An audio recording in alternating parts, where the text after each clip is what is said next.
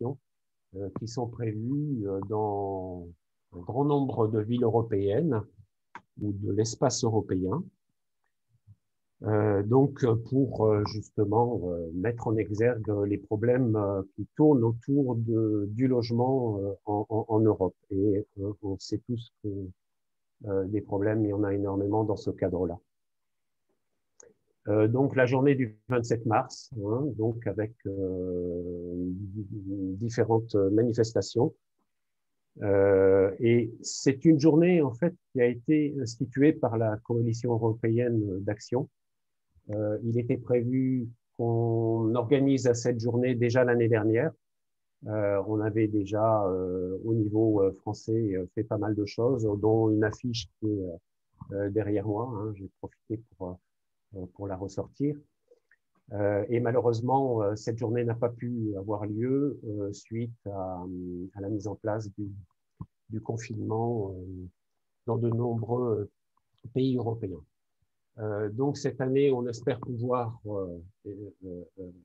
organiser et voir cette journée européenne. Donc c'est finalement la première fois qu'on l'organise, et on souhaite que de nombreuses organisations et mouvements se joignent à nous pour que ce soit un succès.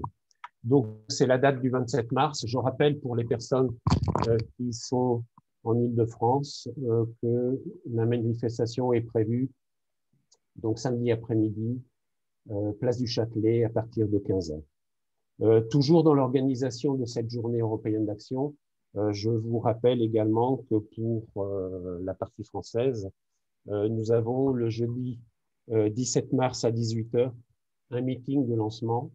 Donc là-dessus, vous aurez de plus amples informations très rapidement. Donc c'est moi qui vais assurer la modération de ce webinaire. Bon, je suis André, je fais partie de l'ETEC, donc l'Association internationale des techniciens experts et chercheurs, donc qui fait partie de la Coalition européenne d'action, au même titre que pour les mouvements français, le DAL, droit au logement évidemment, que vous connaissez bien probablement, ALEM, donc habitat léger, éphémère et mobile, et l'association Appui. Donc nous allons organiser ce webinaire en plusieurs temps.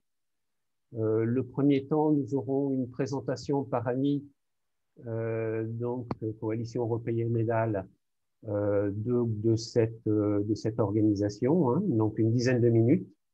Et ensuite, deux interventions de Sandrine de Berlin et ensuite d'Eva de Bruxelles. Donc, je laisserai bien évidemment le soin à Sandrine et Eva, et ensuite évidemment John et Pedro, de présenter très rapidement leur organisation et leur mouvement. Hein. Donc, après ce premier temps, avec trois interventions d'environ 10 minutes, nous allons faire un premier temps de questions-réponses. Le temps que John d'Irlande nous rejoigne, parce qu'il a d'autres obligations. Donc, après ce temps de questions-réponses d'une dizaine de minutes, un quart d'heure, donc nous aurons deux interventions complémentaires, donc de John d'Irlande et ensuite de Pedro d'Espagne, sachant qu'au programme était prévu aussi une intervention de Yuna de Roumanie, mais elle n'a pas pu malheureusement. Donc, on aurait cette présence dans la mesure où elle a d'autres obligations militantes. Et suite donc à l'intervention de John et Pedro, nous aurons un deuxième temps de questions-réponses et on espère pouvoir finir donc ce webinaire donc autour de 20 h. Alors, en matière de modalités d'organisation, en fait, Les participants ne peuvent pas intervenir oralement dans ce webinaire. Et si vous avez des remarques et surtout des questions à poser, on vous demandera d'utiliser le petit icône questions et réponses Q&R, donc qui se situe en bas de votre écran, et donc d'écrire votre question. Et donc, avec Simon Dudal, on va trier les questions et on les soumettra aux intervenants. Donc voilà.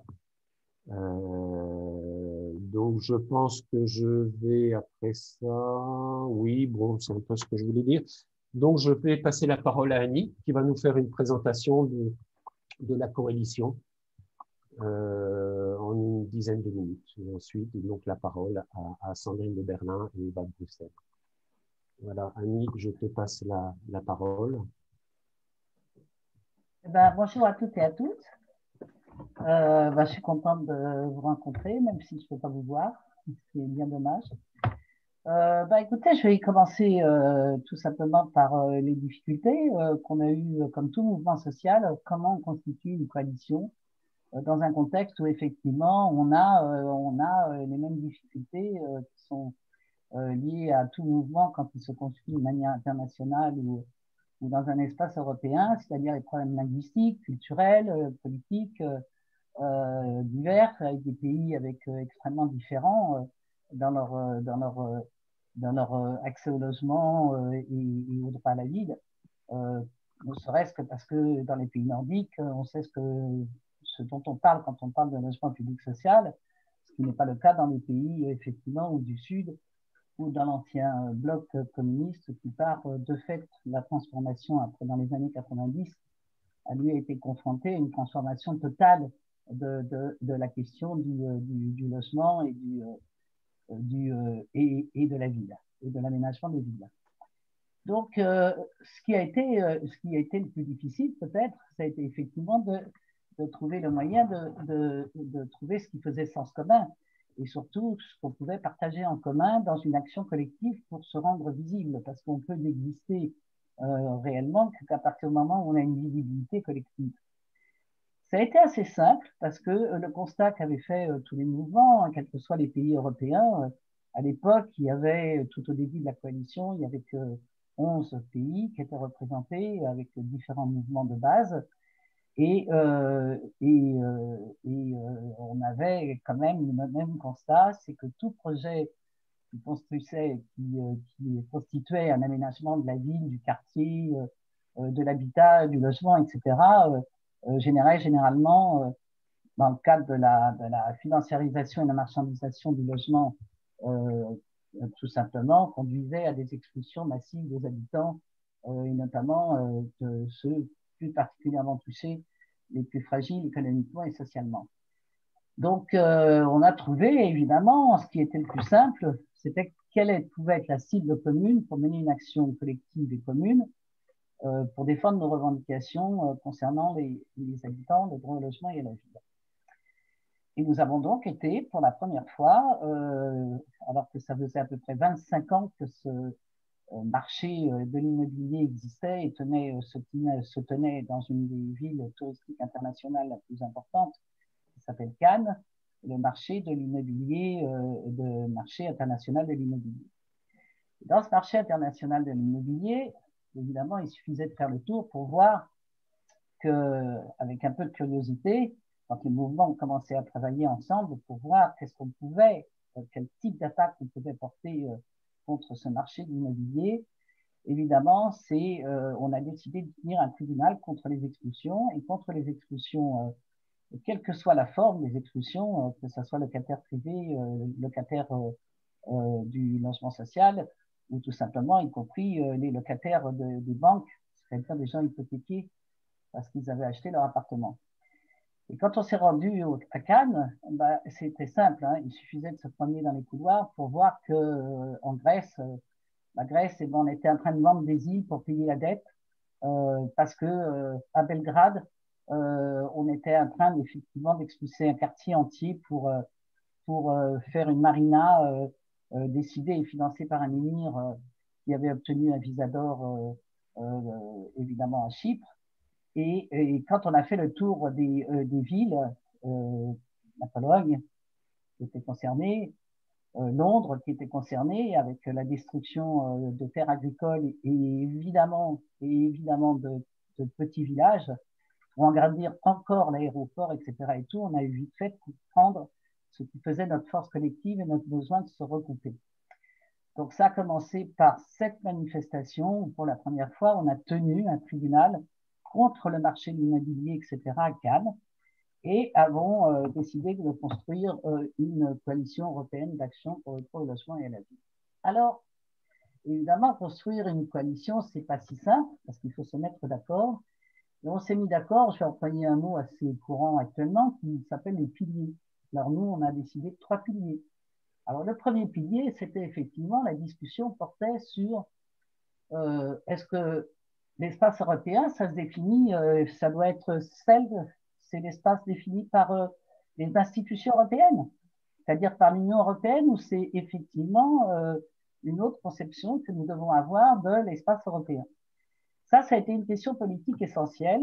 Nous, on a décidé effectivement que ça ne serait pas les frontières définies par les institutions ou l'Union européenne, mais bien l'espace européen en termes géographiques tel qu'on l'entend, qui va effectivement du Bosphore à effectivement la Russie, l'Ukraine, etc., l'ensemble des pays qui n'appartiennent pas à l'Union européenne, mais qui sont pour nous dans l'espace européen. Ça a été la première décision politique qui était essentielle parce qu'elle cassait une partie y compris, c'était casser une partie des frontières telles qu'elles sont définies ou dans lesquelles on nous veut faire penser l'Europe, les habitants dans l'Europe et les problèmes du logement et de la ville dans l'Europe.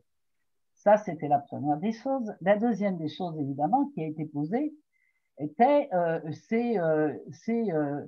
comment on va avoir une identité commune et comment on va répondre autrement que ce qui se faisait jusqu'ici, c'est-à-dire de organiser les mouvements par catégorie, c'est-à-dire parce que vous êtes locataire du logement social, vous appartenez à une association du logement social, parce que vous êtes locataire d'un secteur privé, vous êtes éventuellement dans un groupe qui défend les locataires privés, ou quand vous êtes propriétaire hypothéqué, vous appartenez à un groupe de lutte plus particulièrement porté sur ces questions.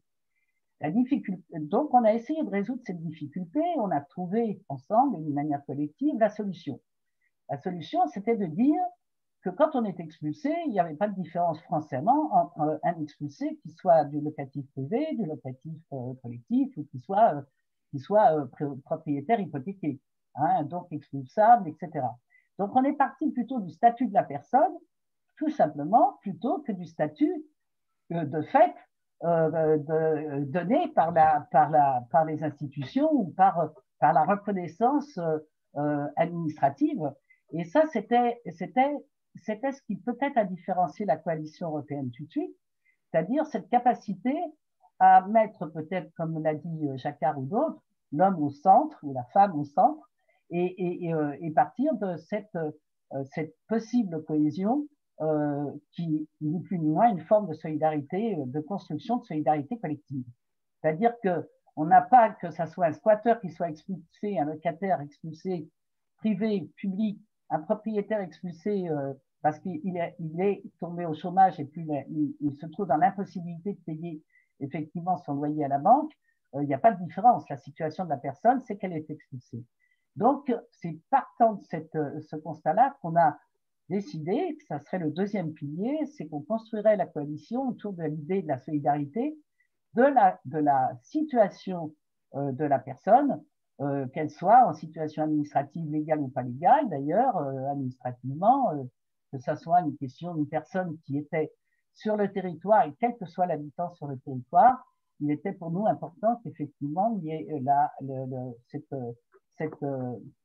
cette question de l'accès à l'habitat et le refus d'expulsion, que ça soit d'un campement de migrants, que ça soit d'un squat, ou que ça soit d'un habitat quel qu'il soit, quelle que soit la forme, y compris l'habitat léger, alternatif ou autre, on pouvait avoir ensemble une forme de construction solide, collective, etc., qui nous permettait de lutter ensemble. La troisième question, le troisième pilier, pour rire, c'est évidemment la question qui traverse souvent les mouvements et qui est toujours en débat, hein, très souvent, la question essentielle du lien entre les mouvements de la base, hein, comme on dit, des mouvements de lutte, des mouvements, et les mouvements de chercheurs, experts, qui effectivement très souvent étaient en observation ou en complémentarité, mais n'étaient pas partie prenante en réalité souvent du mouvement lui-même.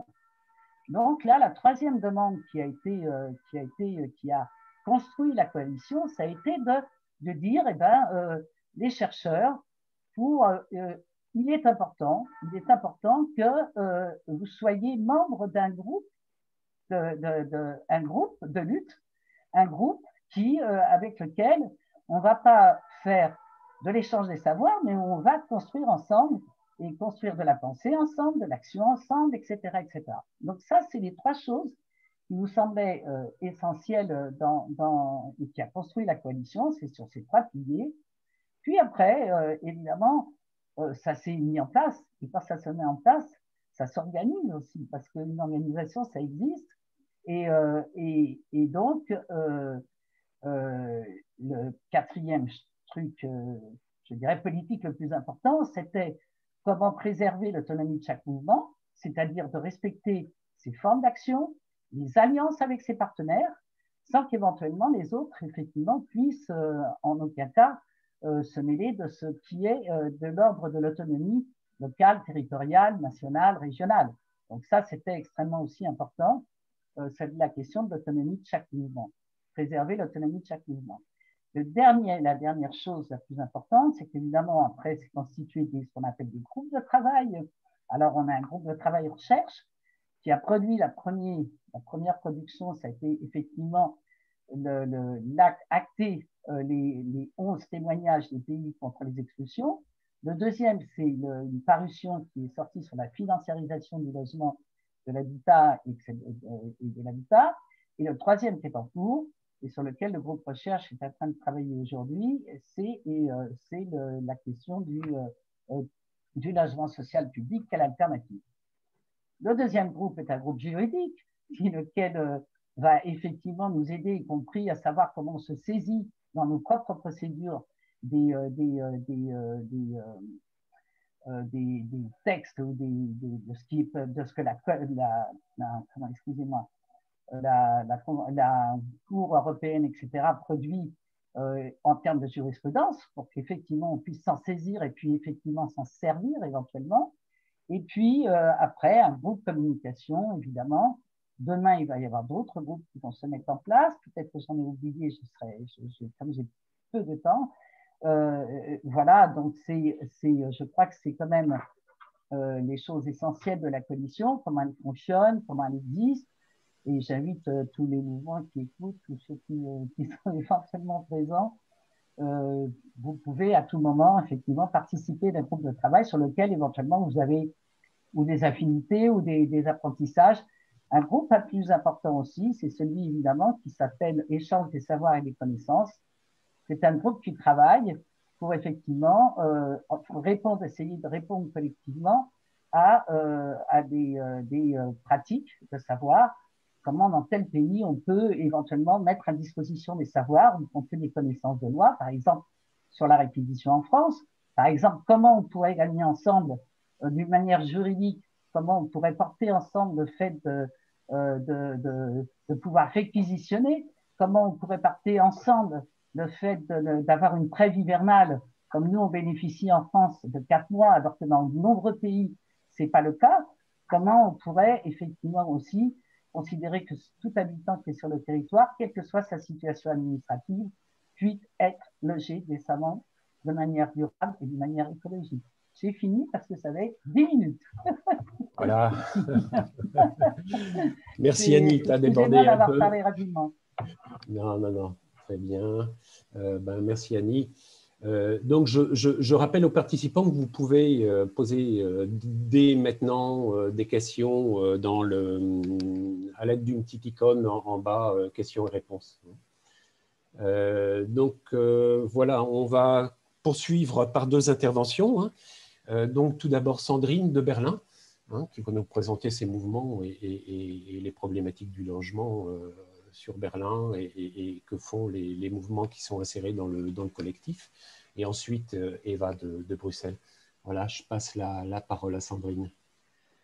Bonsoir à tous. Merci d'abord pour cette invitation. Je suis toujours ravie de pouvoir participer et de parler dans ma langue maternelle. Malheureusement, ce n'est pas ma langue de militante, donc je vais peut-être avoir des problèmes de concept, mais vous m'aiderez.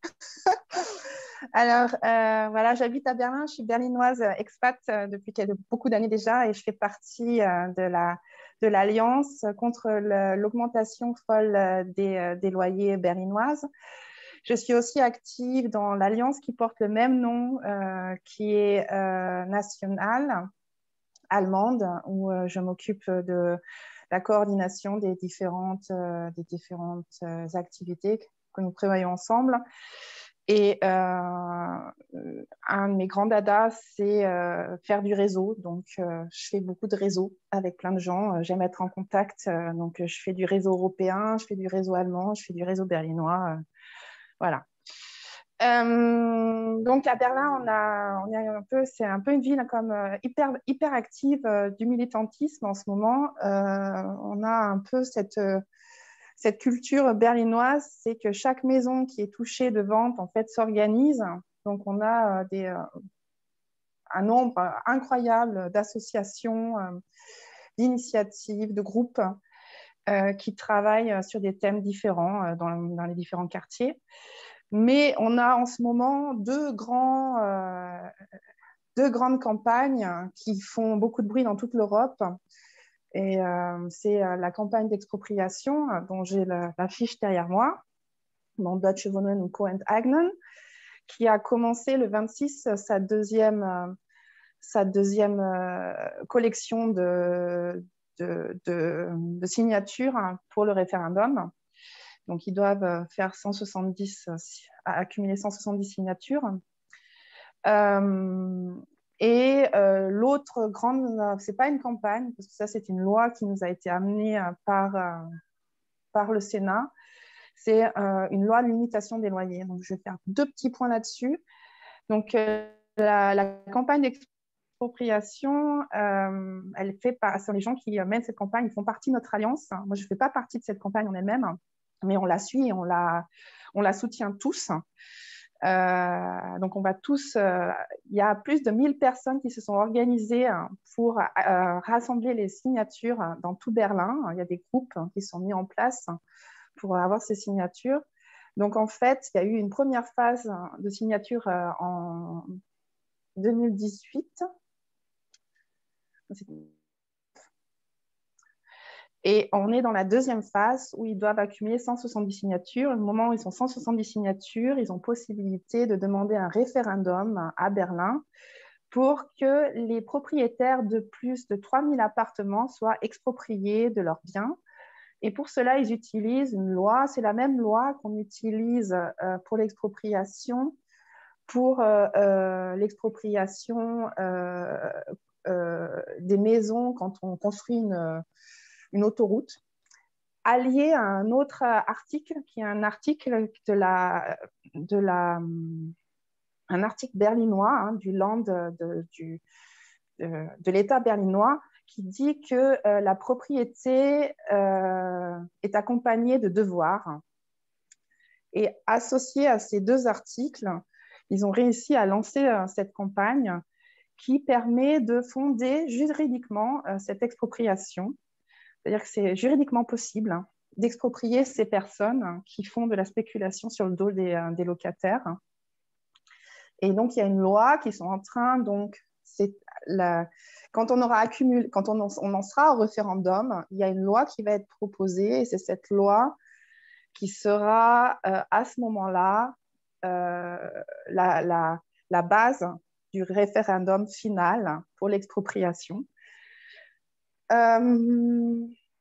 Voilà, donc c'est pas juste Deutsche Wohnen, et c'est pour ça que c'est écrit Deutsche Wohnen & Co. C'est pas juste Deutsche Wohnen, en fait. On a plein de propriétaires berlinois qui ont plus de 3000, donc il y a Akelius, Vonovia, là on en a Amstaden, c'est un nouveau qui vient de se mettre en place, Covivio.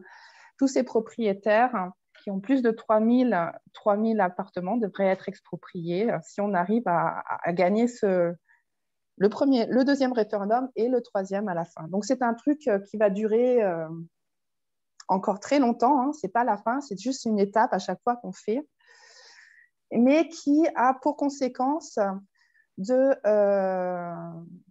transformer le discours sur la propriété et sur les devoirs liés à la propriété. Donc ça, c'est déjà un énorme gain pour le mouvement. Peu importe quand sera le ressorti, parce que cette loi, enfin ce référendum qui est mis en place, en fait, même si on arrive à avoir le nombre suffisamment de personnes qui votent pour, il n'est pas, comment on dit, il n'oblige pas l'État à suivre le résultat du référendum. Donc ça va être le truc un peu glissant à la fin. Donc quand on verra ce qui se passera. On verra le moment venu, mais il y a quand même beaucoup de choses qui sont compliquées à mettre en place et qui font que ce n'est pas quelque chose de sûr, mais qui motive énormément de gens et qui fait bouger beaucoup Berlin. Donc ça, c'est la campagne d'expropriation. La limitation des loyers, donc on est en plein dedans depuis novembre. Donc, les Berlinois ont le droit de faire diminuer, on n'est pas juste une limitation de loyer, on a une diminution des loyers, ce qui est encore beaucoup mieux, parce que juste une limitation, ce serait trop peu. Et donc, depuis fin novembre, les Berlinois ont le droit de réduire leur loyer à une somme qui a été fixée. Et ça va même plus loin, c'est-à-dire que le propriétaire qui ne prévient pas son locataire peut être poursuivi en justice parce qu'il ne respecte pas la loi. Il y a juste aussi un problème, bien sûr, parce qu'on a des personnes en face de nous, les investisseurs, qui sont très forts, qui ont un gros lobby. C'est que cette loi est en ce moment mise en question. Il y a une attaque en justice de cette loi. Donc, elle est déjà en cours. Énormément de locataires ont réduit leur loyer, mais c'est des réductions des fois presque d'un tiers, des choses énormes. Et il est conseillé à ces locataires de mettre cet argent sur un compte épargne, parce que si la loi, normalement, le jugement devrait être rendu au mois de juin. Si la loi est par ce jugement, par cette attaque en justice basculée, les propriétaires auront la possibilité de redemander la différence et ce qui peut avoir des conséquences énormes en plus en temps de pandémie. Donc nous, on est déjà en train de se préparer à ce jugement pour si jamais, parce que je pense qu'on va avoir, si ce jugement ne passe pas en notre faveur et si la loi est remise en question, je pense qu'on va avoir plein de résiliations de contrats et ça va être dramatique. Donc, on va voir comment les politiciens vont gérer tout ça, comment nous, on va le gérer. Mais il y a aussi ce truc quand même en arrière-fond où c'est encore quand même pas sûr. Avant juin, on n'est encore pas sûr que ce soit safe. Donc, on attend le dernier jugement pour être sûr. Sinon, l'un des gros problèmes à Berlin, c'est la transformation des immeubles en appartements. On partage les immeubles en appartements qu'on vend en morceaux. Hein. Chaque appartement est vendu individuellement. Et on les vend. Donc, nous, Berlin est une ville de locataires. Hein. On avait 85, maintenant je crois qu'on a 80% de locataires. Et donc, les gens qui achètent leurs appartements essaient de virer naturellement les locataires qui sont à l'intérieur pour faire plus d'argent, parce qu'en général, ce sont des locataires qui ont des vieux contrats. C'est ceux qui payent le moins de loyer, qui sont très désagréables, parce que ça ne permet pas d'augmenter le profit suffisamment. Donc, il y a beaucoup de mouvements en justice pour essayer d'utiliser, donc ça s'appelle Eigenbedarf, ça veut dire utilisation propre, c'est-à-dire que le nouveau propriétaire peut faire appel en justice pour pouvoir utiliser son appartement pour ses propres besoins. Et ça, c'est le grand truc là en ce moment. On a plein de ce genre de... Ils sont en train de... Vu qu'il y a cette limitation des loyers, ils sont en train de transformer, les investisseurs, de transformer leur tactique pour l'adapter. Et c'est maintenant le gros truc. Donc voilà. Sinon, j'ai encore un petit peu de temps. Oui. Sinon, on a quand même des succès aussi. Ah non, voilà, je voulais parler aussi des ces grosses campagnes, elles sont super, elles font beaucoup de bruit, mais elles mettent dans l'ombre tous les autres problèmes qu'on a. Donc, c'est un peu un problème. C'était la transition que je voulais faire. Et par exemple, on n'en arrive pas à avoir une trêve hivernale. Même pendant la pandémie, on n'a pas réussi à avoir de trêve des expulsions. Et on trouve ça vraiment très problématique. Et on pense que c'est quelque chose qu'on devrait, de manière véhémente, essayer d'avoir dans tous les pays d'Europe, parce que c'est très hivernal. Ça devrait être un devoir de tous les États de donner cette trêve hivernale aux gens, pour ne pas les mettre à la rue. On a eu des gens qui sont morts dans la rue à Berlin, comme chaque année, malheureusement. Et c'est des choses insupportables et qui tombent un peu derrière cette campagne, qui tombe à l'oubliette, en fait. Donc, on a encore ces problèmes-là, qui sont des problèmes existentiels. Mais on a quand même des succès. Donc on a des réseaux qui fonctionnent. On a beaucoup de réseaux qui se regroupent par bailleurs. Donc, on a un réseau de locataires qui est très fort, qui se regroupe, c'est les locataires du groupe Akelius. Et eux, ils sont tellement pénibles qu'ils ont poussé Akelius à revendre. C'est en recherche, c'est encore pas vraiment officiel. Apparemment, il y a un méga deal d'Akelius qui est en train de se préparer pour qu'il se débarrasse de tous les logements à Berlin qui sont protégés par des lois spéciales berlinoises, parce qu'il en a marre, le chef d'Akelius, de devoir toujours se frotter à cette organisation de locataires qui est toujours partout et qui fouine de partout sans arrêt, qui laisse aucun calme. Et on a la même chose à Hambourg aussi.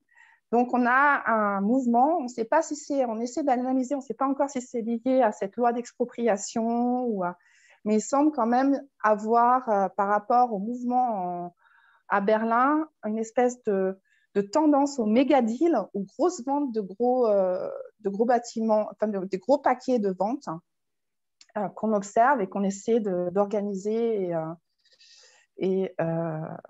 et de gérer et de faire en sorte que même si Akelius y revend à quelqu'un d'autre, on organise quand même ces maisons pour qu'elles puissent se défendre toutes seules. Voilà. Sinon, on a encore le dernier truc, c'est on a créé un syndicat des locataires qui est pour vous quelque chose de super connu, mais ça n'existe pas en Allemagne. On n'a même pas le droit d'être un syndicat de locataires. C'est un droit qu'il va falloir qu'on se batte pour avoir ce droit d'être reconnu en tant que syndicat. Et dans ce groupe, on a commencé à travailler sur les discriminations et on a créé un groupe de travail qui se concentre sur l'habitat pour les personnes, pour les femmes et toutes les personnes homosexuelles, non-binaires, asexuelles. Je ne sais pas quel est le terme en français. En allemand, c'est Flinta. Donc voilà. Fini. Ok, merci Sandrine. Voilà, je passe la parole à Eva pour nous exposer le cas bruxellois et peut-être belge en général, mais surtout bruxellois, où beaucoup de choses se passent également. À toi, Eva. Oui, merci André. Voilà, donc avant de commencer, je tiens juste à vous dire qu'il y a plusieurs militants ici autour de moi. Et une en particulier qui parlera les 2 dernières minutes de mon intervention pour vous raconter ce qui se passe au niveau de la campagne réquisition. Donc voilà, moi je m'appelle Eva, je suis membre du collectif Action Logement Bruxelles. C'est un collectif qui est né au début de la crise sanitaire en avril, en fait, précisément, 2020, en avril dernier. Et en fait, on était une bande de potes qui travaillions déjà ensemble avant sur la question du logement. Et certains et certaines d'entre nous travaillaient dans des associations et d'autres pas. Et puis, on a décidé que en fait, les associations dans lesquelles on travaillait ou avec lesquelles on travaillait, ou même celles avec lesquelles on a toujours refusé de travailler, ne faisaient pas leur boulot. Et du coup, on a décidé de prendre les choses en main et de faire nous-mêmes ce qu'on jugeait indispensable au début de la pandémie, c'est-à-dire réclamer l'annulation des loyers.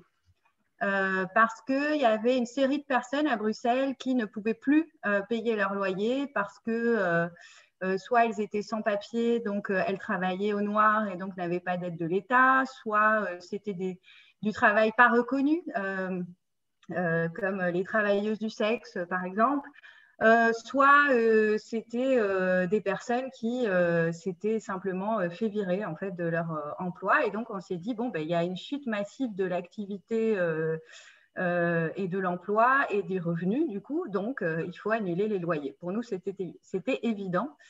Et on trouvait très problématique le fait que le gouvernement ait annoncé des semblants d'aide aux locataires pour qu'ils continuent à payer leurs propriétaires, pour qu'eux-mêmes continuent à payer leurs banques et que en fait, le système financier qui se cache derrière le logement continue à fonctionner comme avant avec des subsides de l'État.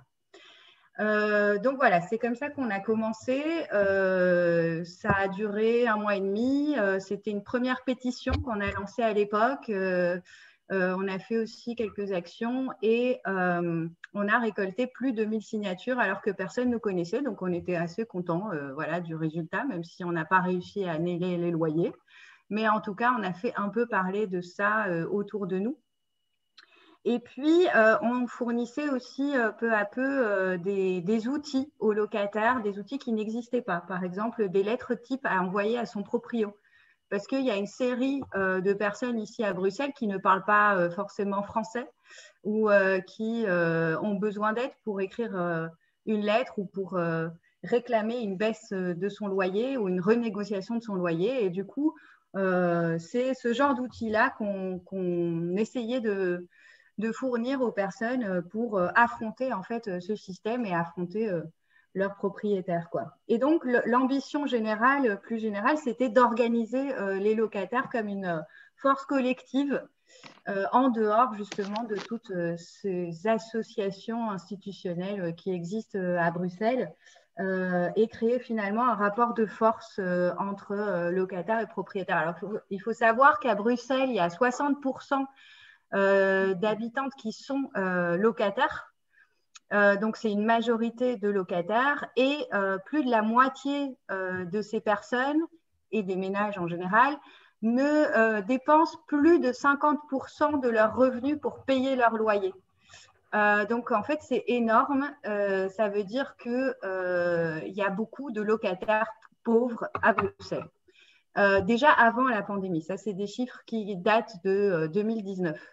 Donc, en fait, en 2020, c'était encore plus catastrophique au niveau de la situation des locataires. Et en plus, à Bruxelles, il y a un problème au niveau de l'accès au logement en général parce que le gouvernement bruxellois ne fait rien pour augmenter le parc public de logement et en particulier le parc public de logements sociaux, parce qu'il y a ici à Bruxelles des logements publics pour classe moyenne.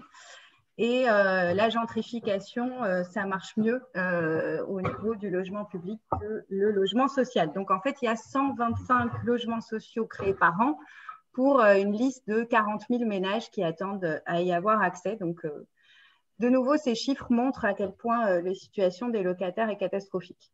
Alors, pour ça, on a estimé que notre travail était important. On a lancé cette première campagne pour l'annulation des loyers, mais on a continué.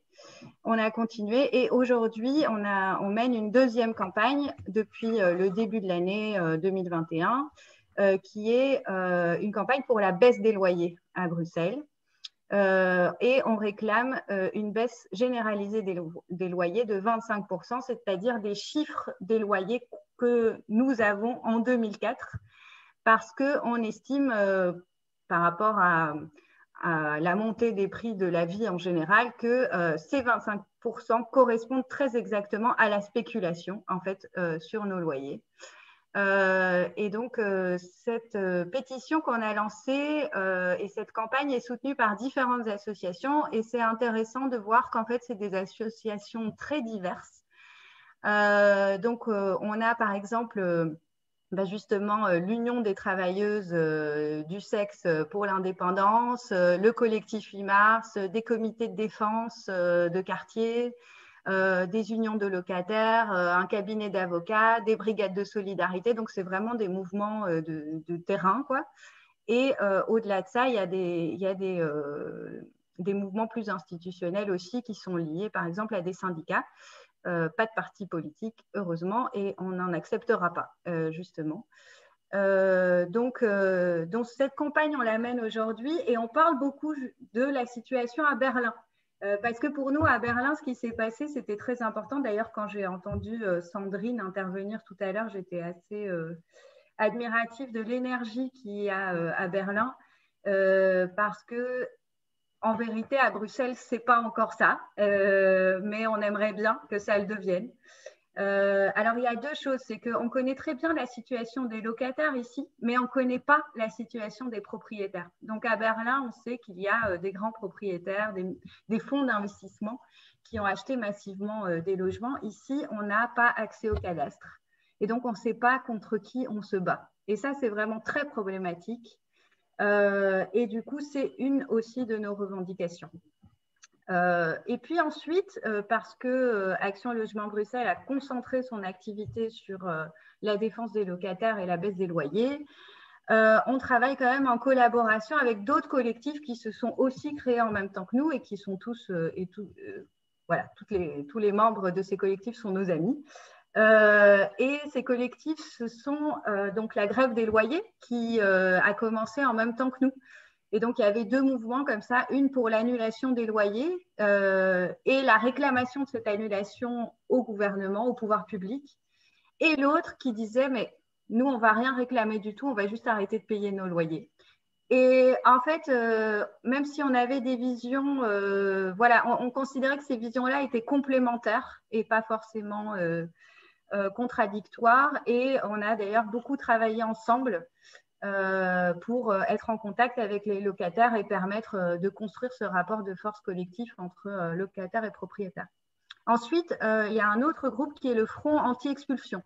Le Front Anti-Expulsion, c'est un groupe qui est né de personnes membres de Action Logement Bruxelles et de la grève des loyers. Et d'autres personnes, évidemment, il y avait beaucoup plus de gens maintenant qui ont rejoint le Front Anti-Expulsion. Alors, à Bruxelles, on a un moratoire contre les expulsions, c'est-à-dire qu'il est prolongé depuis un certain temps, de mois en mois, parce qu'on n'a pas envie de nous annoncer qu'ils vont le faire durer, juste pour faire peur tous les locataires et surtout pour faire plaisir aux propriétaires. Mais voilà, le gouvernement bruxellois a imposé un moratoire sur les expulsions et là, il est d'application jusqu'à la fin du mois. N'empêche qu'il y a quand même des expulsions qui ont lieu de manière illégale à Bruxelles et avec l'aide de la police. Donc, c'est vraiment scandaleux. Et des expulsions aussi de propriétaires qui ne sont pas toujours des propriétaires privés, qui sont aussi des propriétaires publics de localités de Bruxelles, quoi, des communes de Bruxelles. Et donc, ce front anti-expulsion, il agit contre ces expulsions illégales et il agit aussi en amont d'expulsions potentielles voilà, qui seraient annoncées ou alors de gens qui sont menacés d'expulsion. Et donc, l'idée, c'est vraiment de regrouper des personnes pour, pas dans une démarche de charité, de venir en aide, mais dans une démarche d'auto-organisation, de défense, en fait, face aux expulsions. Et puis finalement, donc, le quatrième groupe qui s'est formé ici à Bruxelles, c'est la campagne de réquisition. Et comme je ne m'estime pas tout à fait légitime à en parler, je vais donner la parole à mon amie qui est juste ici derrière mon ordinateur, mais je vais éteindre ma caméra parce qu'elle ne veut pas être vue. Voilà. Donc, elle va parler 2 minutes, André. Ça va? Ouais, merci. Attends, j'éteins le... Voilà. Donc, voilà, bonjour à tous. On a juste fait un choix au niveau de la campagne de parler de manière relativement anonyme parce qu'on a eu pas mal de soucis avec les questions médiatiques, etc. Donc, généralement, on le fait de manière anonyme. Mais donc, la campagne de réquisition solidaire, qui a pour acronyme CRS, du coup, a été lancée en décembre 2020. Et sa vocation, c'est d'offrir en fait une réponse solidaire et organisée face à la crise sociale et sanitaire, avec comme 2 objectifs principaux, qui est le respect, enfin, l'envie de faire respecter le droit au logement et également la demande de régularisation des sans-papiers. Et tout ça en occupant des bâtiments vides avec des collectifs qui en ont besoin, donc principalement des collectifs sans-papiers auxquels s'allient les actrices du droit au logement. Et donc, en fait, le constat, c'est qu'à Bruxelles, il y a des milliers de bâtiments qui sont vides. Alors, pas que des bâtiments destinés au logement, mais malgré tout, il y a beaucoup de bâtiments vides. Et les pouvoirs publics n'apportent aucune réponse structurelle. Et du coup, le collectif a décidé de s'organiser face à cette absurdité de bâtiments vides et personnes vivant à la rue. Donc, en fait, au printemps 2020, il y a beaucoup de collectifs indépendants et différents qui ont ouvert des bâtiments pendant le confinement pour des personnes qui se retrouvaient à la rue. Et en décembre, la campagne a été créée pour essayer de visibiliser en fait cette réponse solidaire et auto-organisée, tout en sachant qu'en fait, ça ne constitue pas une solution à long terme qui est suffisante. Et donc, depuis décembre, la campagne de réquisition solidaire, on a ouvert 5 grands bâtiments. Un premier bâtiment en décembre qui est l'hospitalière, qui a été occupé par différents collectifs de sans-papiers, qui accueille plus ou moins 80 personnes. Et du coup, les actions depuis le début de la campagne ont permis le relogement de 350 personnes face à l'inaction du coup des pouvoirs publics. Et lors de notre dernière réquisition, ou tentative de réquisition, plutôt vendredi dernier, on a voulu réquisitionner un bâtiment qui s'appelle l'Hospice Pacheco dans le centre de Bruxelles, qui est un espace qui est vide depuis 4 ans de plus de 17 000 mètres carrés. Et en fait, ça n'a pas trop plu aux responsables politiques qui ont opté du coup pour une répression relativement violente plutôt que pour une négociation avec notre collectif, comme ça avait pu être le cas lors des différentes occupations où on a pu négocier des conventions d'occupation. Et ça s'est terminé par l'arrestation de 38 militants.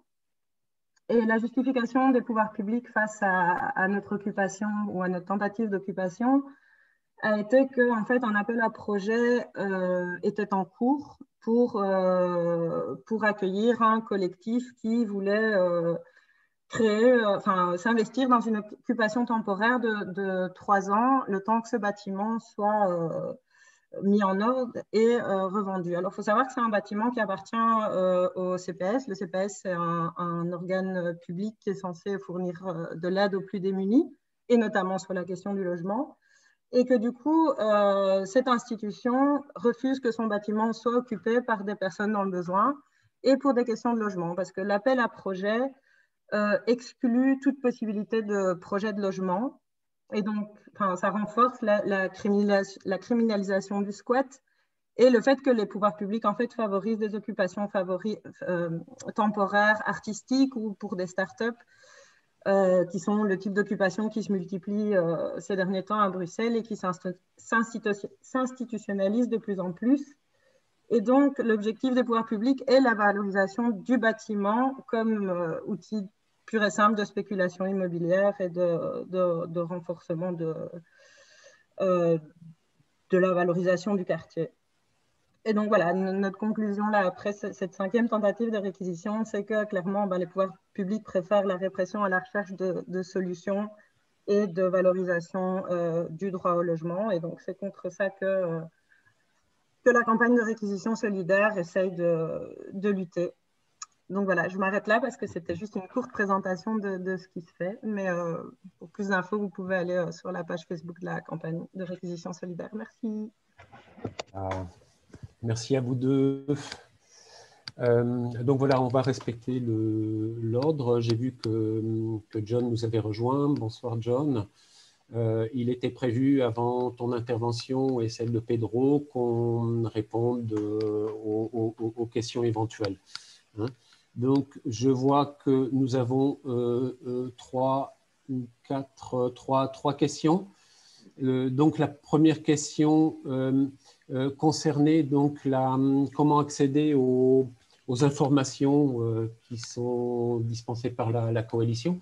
Donc là, j'invite les participants donc à se rendre sur le site de la coalition, et éventuellement de prendre contact avec nous pour une éventuelle participation à un groupe de travail, soit le groupe juridique ou le groupe recherche ou le groupe action. Si jamais d'autres participants veulent ajouter quelque chose, n'hésitez pas. Hein. Une deuxième question concernait quand prévoyez-vous de publier la recherche ETEC sur la question du logement social public?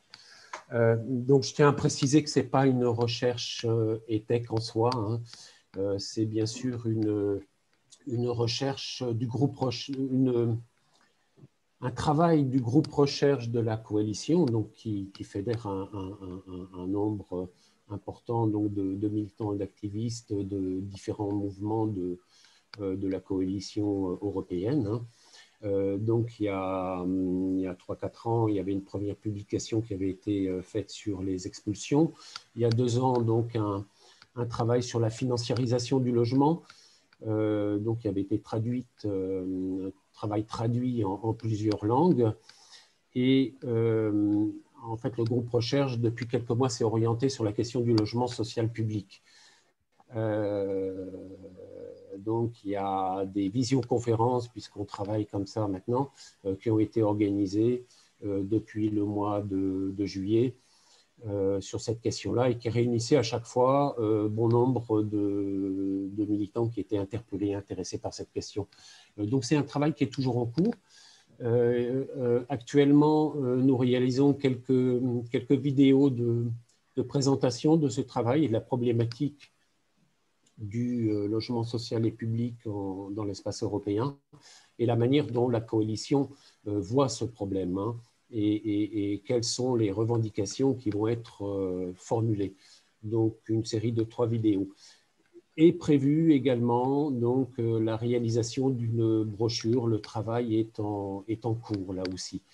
Donc, je pense qu'on parviendra à finaliser ce travail-là d'ici le mois de juin. C'est un peu le timing qui est prévu.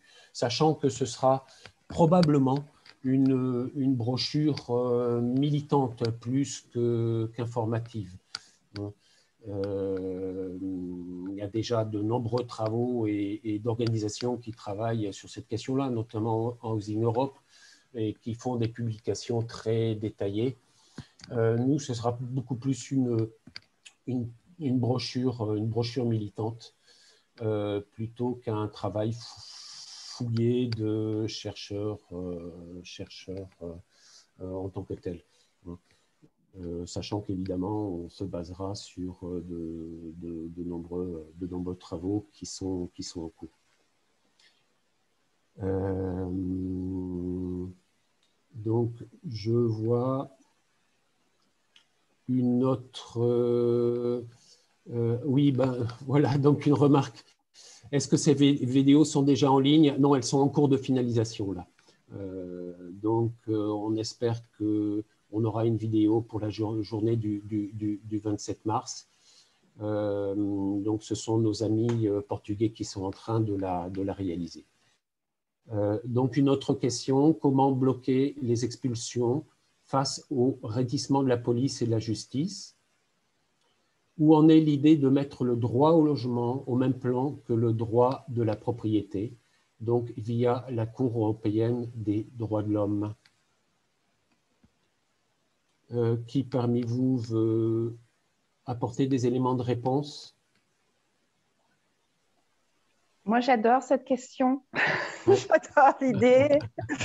On y pense beaucoup à Berlin aussi parce qu'on a justement dans la constitution berlinoise, on a ce droit, enfin, c'est pas lié aux droits de l'homme, un habitat décent est dans la constitution berlinoise. Donc, on aurait un double levier. On pourrait se regrouper se référer aux droits de l'homme et à la constitution berlinoise. Et c'est un article qu'on n'arrive pas à répéter, mais on n'arrive pas à trouver des avocats qui a assez de courage pour dire allez, on y va et on attaque ce droit fondamental qui est écrit dans la Constitution, parce qu'ils disent tous ouais, c'est dans la Constitution, bon, mais moi, je serais partante pour ce genre de truc un peu gros, parce que je pense que je suis philosophe et je pense que l'habitat est un truc essentiel et vital. Et en fait,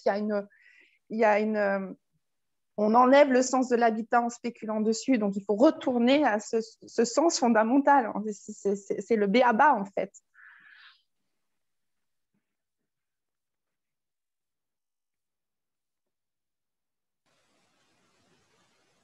Donc, quelqu'un d'autre veut intervenir sur cette question-là? Je crois que l'heure, elle tourne. Donc, l'heure tourne. Hein. Bon, mais la question reste posée, effectivement, probablement, en toute certitude, une question fondamentale. Donc voilà, on va embrayer maintenant sur l'intervention de John, donc d'Irlande, et ensuite Pedro d'Espagne, et on se prêtera à un deuxième temps de questions-réponses. Voilà. Merci, John, de nous avoir rejoints. Merci, André. Eva? Ouais, excusez-moi, je ne voulais pas interrompre le fil de la discussion. C'est juste que j'ai vu une question qui m'était adressée pour Bruxelles et du coup, je me demandais si je pouvais y répondre en 2 minutes. Ah, d'accord. Oui, ben, je ne l'avais pas vu. Ben, voilà, je te laisse répondre. Mais donc, la question, c'était quels sont les plus grands obstacles à Bruxelles pour développer une politique de logement post-néolibérale? Et ben, je dirais que c'est la propriété privée et puis le fait qu'elle soit centrée en fait sur… enfin, toutes les politiques de logement à Bruxelles sont centrées sur la propriété privée et sur l'aide aux propriétaires et l'aide aux ménages à accéder à un crédit pour devenir propriétaire. Et du coup… ce qui fait que en fait, le logement devient un objet marchand et justement perd son sens, comme disait Sandrine et comme elle a très bien répondu à la question. Et du coup, ces politiques-là visent aussi à exclure les pauvres en fait.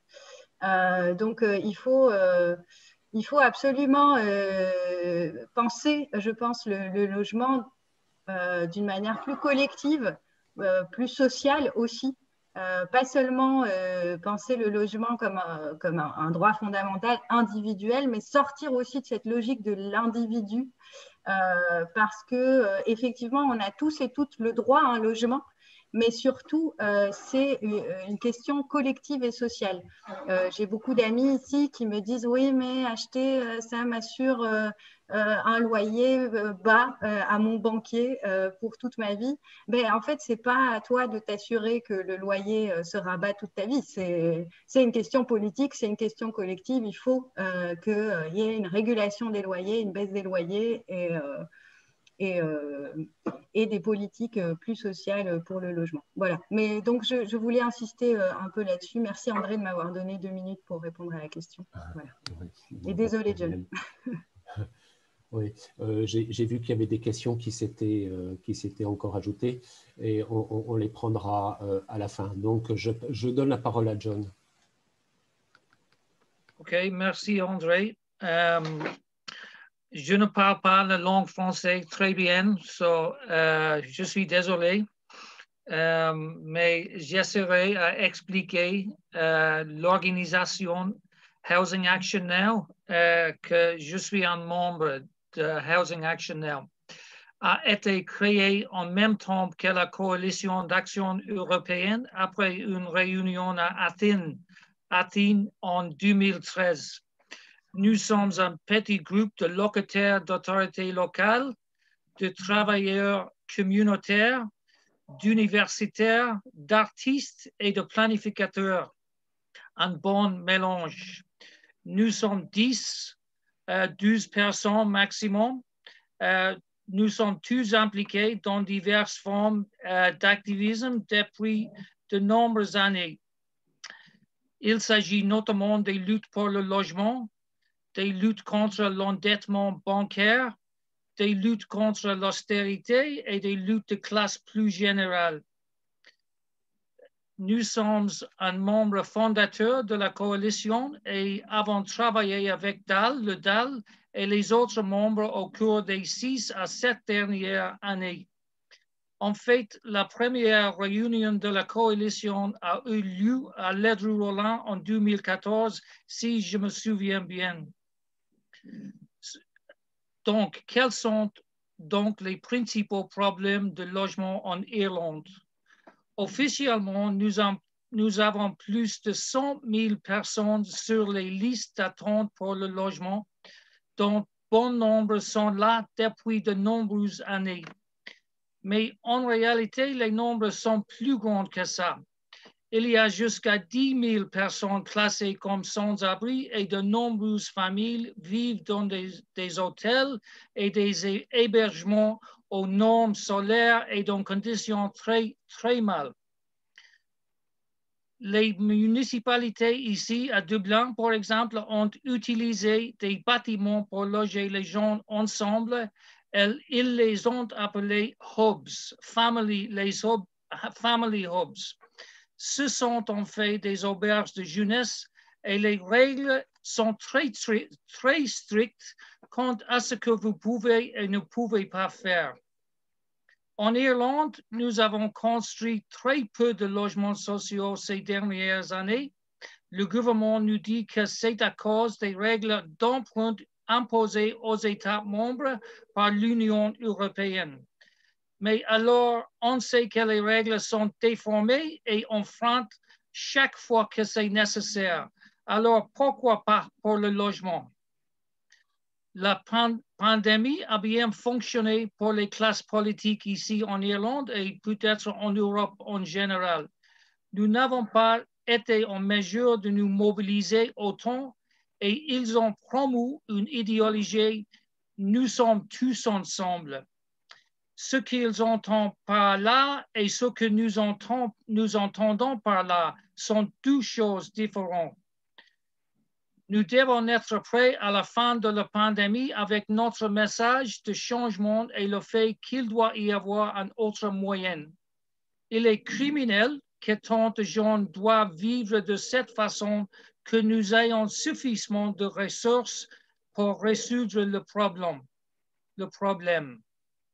En continuant à travailler ensemble à travers l'Europe pour définir un nouvel agenda égalitaire où les gens passent avant tout. Ici, nous avons fait campagne pour la fourniture de logements sociaux à l'échelle nécessaire. Housing Action Now a beaucoup appris des autres groupes épais de la coalition. Nous essayons de développer une campagne efficace de logement public ici en Irlande et nous essayons de développer une campagne efficace de logement public dans la coalition à travers l'Europe. So, moi et André et Yanni et les autres personnes travaillaient un moment sur la campagne de logement public dans la coalition. Le gouvernement actuel en Irlande parle de faire de grandes choses dans le domaine du logement, mais ne fait rien ou très peu à la fin. Ils sont liés au système de logement marchand avec l'aide des banques de l'Union européenne et du capitalisme mondial. Ils disent que c'est le travail du marché de fournir des logements. C'est ce qu'ils font encore aujourd'hui, même si cela échoue lamentablement. Nous travaillons actuellement sur un projet ici utilisant les arts comme un moyen de mettre en évidence le problème du logement et de changer la façon dont il est perçu et, espérons-le, conduire au nombre de maisons construites dont nous avons besoin. Nous avons utilisé les arts et travaillé avec des artistes sur un grand nombre de manifestations contre l'austérité et avons trouvé que c'était un très bon moyen d'impliquer les gens et d'engager un large éventail de groupes. Nous avons recueilli des histoires de gens sur leur vie de logement, pour ainsi dire. Et c'est un moyen très efficace de dynamiser et de mobiliser les gens autour de la question du logement. Il se peut que nous fassions quelque chose pour la journée d'action européenne de fin mars à ce sujet. Nous n'avons pas d'autre choix que de continuer dans nos luttes. Le prix est trop élevé pour les personnes qui vivent dans la rue, qui vivent dans les camps, qui vivent dans les foyers au logement pauvre. C'est notre travail au présent et aussi pour le futur. Je veux juste remercier Dal et pour d'avoir organisé l'atelier de ce soir. Bien joué. Merci.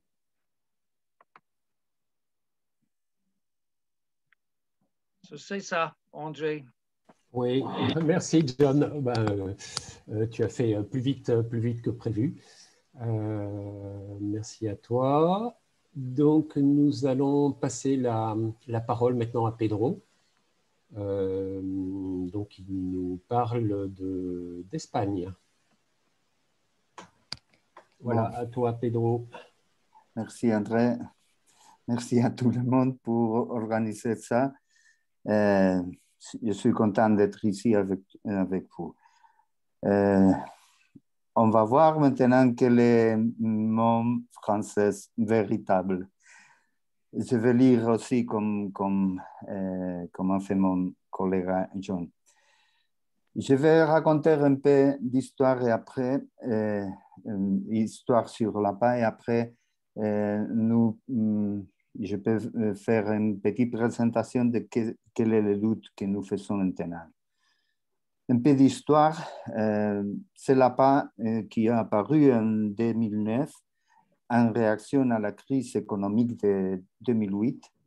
Sa croissance est rapide car le nombre d'expulsions si important a motivé une réaction populaire d'une telle ampleur qu'en 2012, il y avait déjà environ 200 nœuds des assemblées formées dans toute l'Espagne.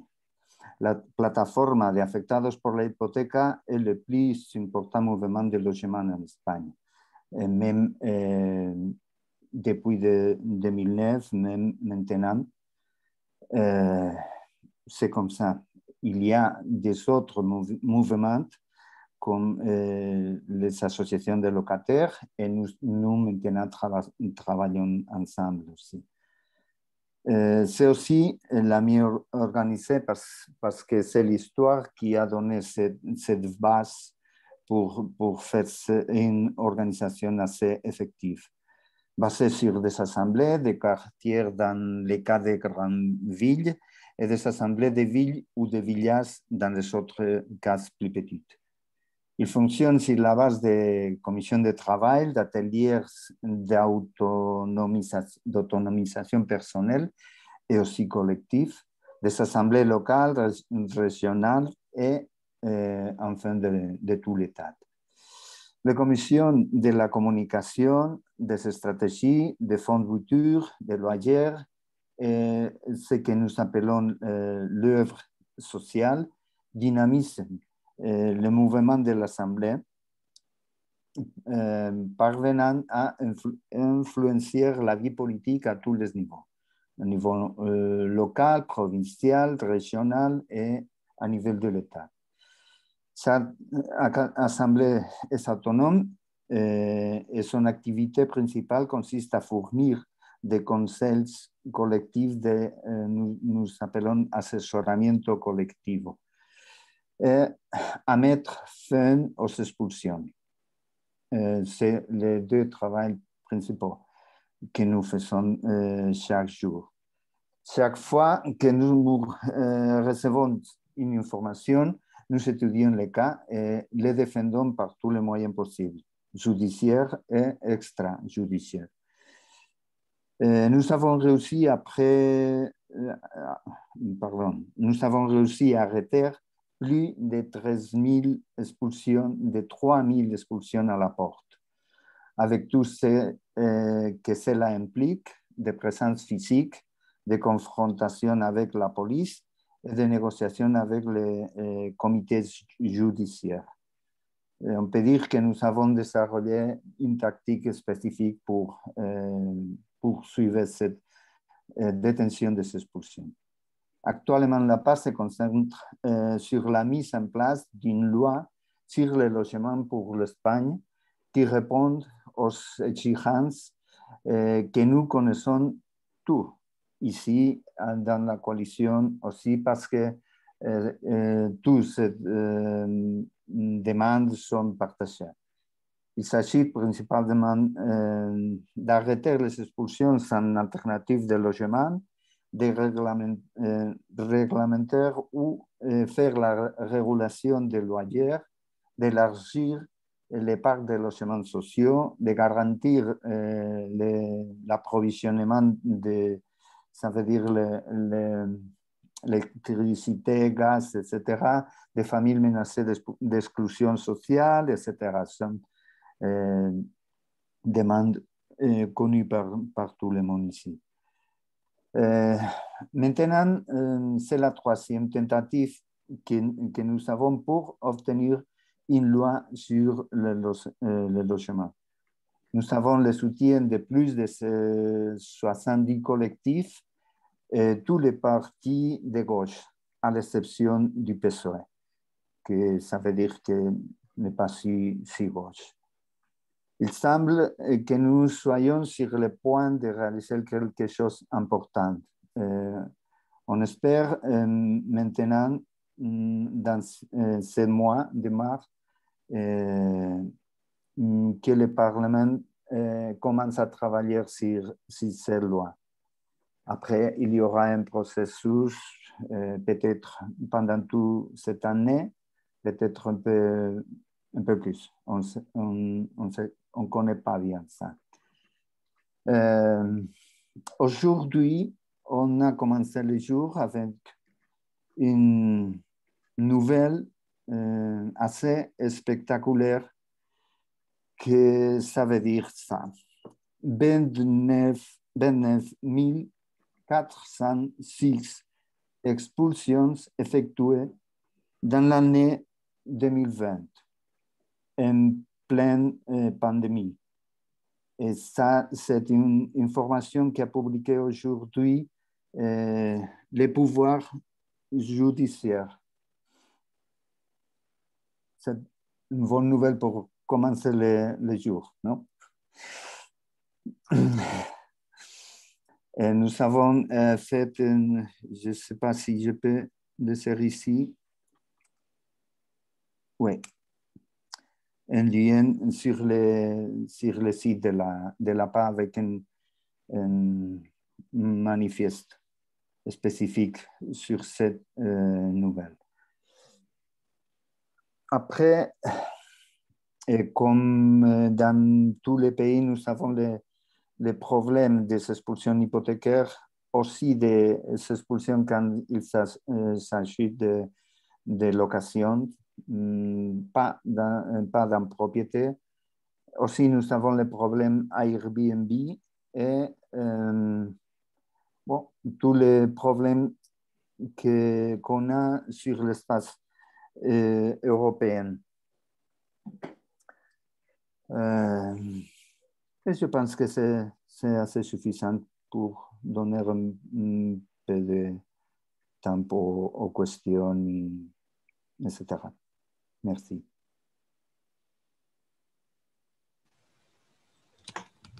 Merci Pedro. Voilà, nous avons eu... un moment. Oui, pardon. Entoure le thème de la propriété qu'on a écouté comme question.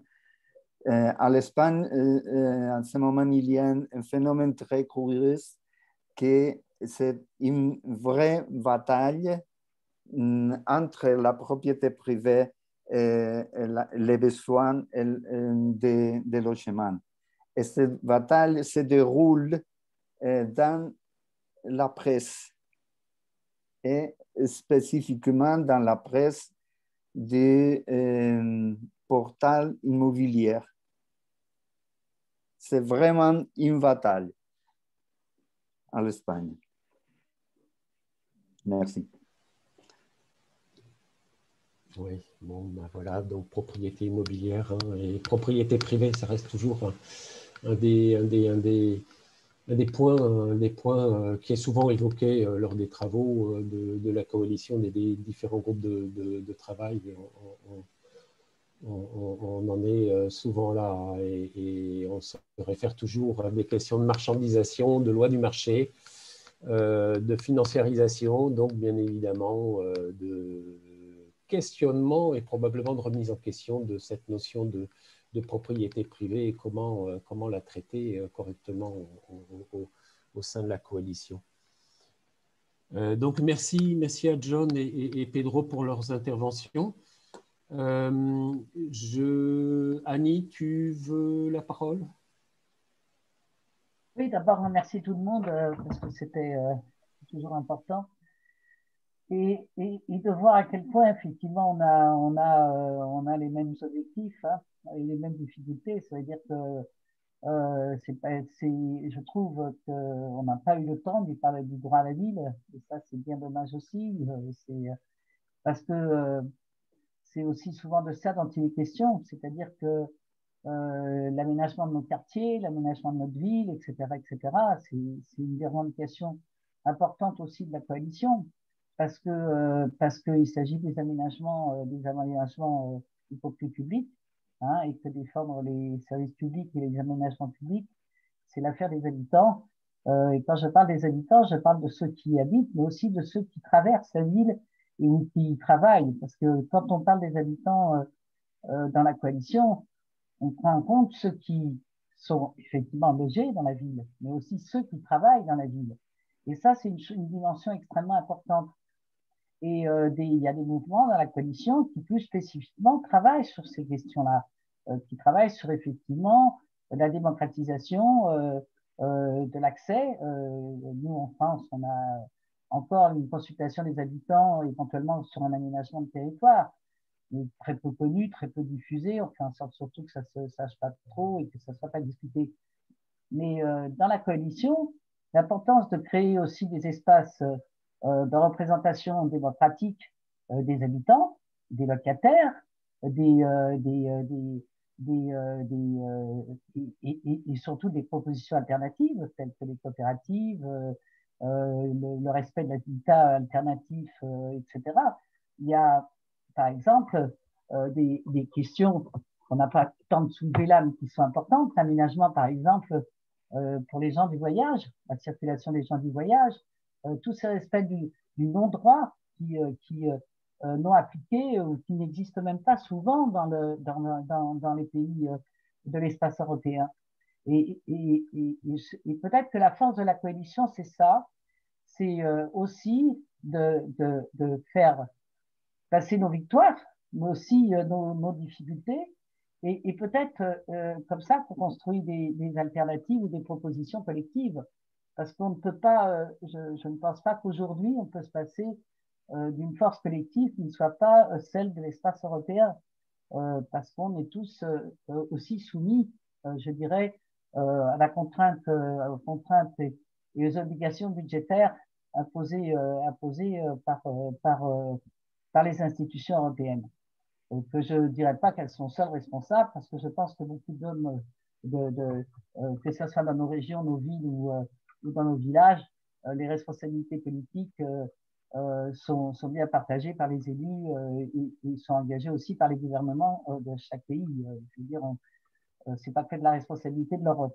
Mais en tous les cas, ce qui est sûr, c'est que j'espère qu'on aura un jour l'occasion de se retrouver tous sur cette question du droit à la ville et de la participation démocratique des habitants dans l'ensemble des formes d'habitat, que ce soit y compris les lieux auto-organisés et autogérés qui sont aujourd'hui très attaqués par les politiques européennes. Voilà, donc j'espère qu'on se retrouvera. On se retrouvera surtout pour le 27 mars, tous ensemble, dans des formations souvent très différentes. Nous savons qu'il y en a qui ont prévu, parce que les difficultés liées à la pandémie, il y en a qui font des vidéoprojections, il y en a qui font des webinaires, il y en a qui font des meetings, il y en a qui font des actions artistiques, il y en a qui vont faire... Et puis, nous, on espère qu'en France, on pourra faire une manifestation, ce qui ne sera pas peut-être évident aux dernières nouvelles. Voilà, mais je vous invite à regarder la carte régulièrement de la coalition pour pouvoir prendre connaissance où se passent les actions. Quand vous cliquez sur le petit truc, vous avez l'avantage de voir tous les mouvements qui appellent.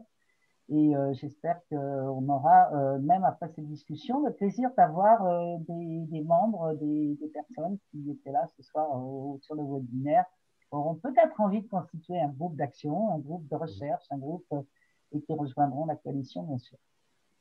Parce que plus on sera nombreux, évidemment, c'est le truc, l'union fait la force. Hein. Bon, ben voilà. Ouais, S'il n'y a plus de questions. Oui, merci Annie. Sandrine voulait prendre la parole, donc voilà, je lui donne. Ouais, moi j'aimerais vous demander quelque chose. J'aimerais qu'on considère le Housing Action Day comme un début et pas comme un truc qu'on fait chaque année, parce que quand on aura le droit de sortir nouveau, on va tomber dans une crise. Et ce droit à la ville, on va avoir plein de bâtiments qui vont être vides parce qu'ils auront fait faillite, des choses vides. Il va falloir reconstruire la ville. Et j'aimerais qu'on se retrouve. Ce serait pas quelque chose d'utopique. Je pense que ce serait nécessaire qu'on se retrouve pour discuter ensemble de comment structurer cette ville qui est complètement déstructurée par cette crise et des besoins que nous avons et de nos attentes, et de ne pas laisser faire les politiques dans cette restructuration. Donc moi, je serais partante pour un deuxième, troisième tour, quatrième tour après le Housing Action Day pour faire avancer le truc dans ce sens et pas juste faire des manifestations.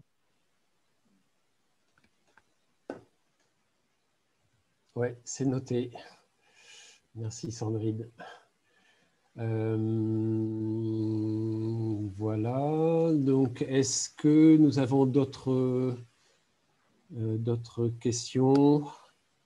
J'ai vu qu'il y avait aussi une question concernant la structuration donc, de la coalition et l'existence d'un... Bon, effectivement, nous avons un groupe juridique et donc bon, je suis un peu embêté pour parler à leur place. Bon, nous avons Paul Lacoste de l'association ALEM qui fait partie de ce groupe juridique et je sais que leurs travaux sont axés actuellement sur tout ce qui se fait au niveau logement et recours qui sont apportés au niveau de la Cour européenne de justice. Mais bon, je suis persuadé qu'il y a d'autres axes qui sont bien sûr développés par ce groupe juridique. Donc, j'espère avoir répondu à toutes les questions. Est-ce que je balaye encore? Oui, voilà. Et donc, nous avons dans le chat quelques remarques complémentaires. Hein. Merci à vous. Donc, bien évidemment, vous avez aussi quelques informations qui ont été distribuées dans la discussion, et notamment tout récemment, donc la carte qui vous permet de visualiser les différentes actions qui sont organisées par les mouvements, pas seulement de la coalition d'ailleurs, hein, il faut le rappeler, c'est souvent des réseaux qui se sont mis en place, notamment aussi en France, hein, bien sûr, où nous avons bon nombre d'organisations, de mouvements qui participent à l'organisation et qui vont participer à la manifestation donc, du 27 mars. Donc, je rappelle la date pour l'Île-de-France, 15 h à Châtelet. Et d'ici là, je rappelle la date donc du jeudi, ça y est, j'ai perdu, du jeudi 17 mars, 18 h, pour un meeting de lancement. Et comme je précisais au début du webinaire, vous aurez très prochainement des informations complémentaires sur ce meeting et bien sûr l'organisation de la manifestation du 27 mars. Si vous en êtes d'accord, nous allons clôturer ce webinaire. Voilà, encore merci. En se retrouvant vite, j'espère. Oui, encore merci à tous les participants qui ont assisté à cette session. Et merci aussi à nos intervenants qui ont pris un peu de leur temps pour venir exposer la situation du logement et leurs actions dans leurs pays respectifs. Voilà, merci à tous et à toutes et je vous souhaite une bonne soirée. All right. Merci. Au revoir. Merci. Bye. Au revoir.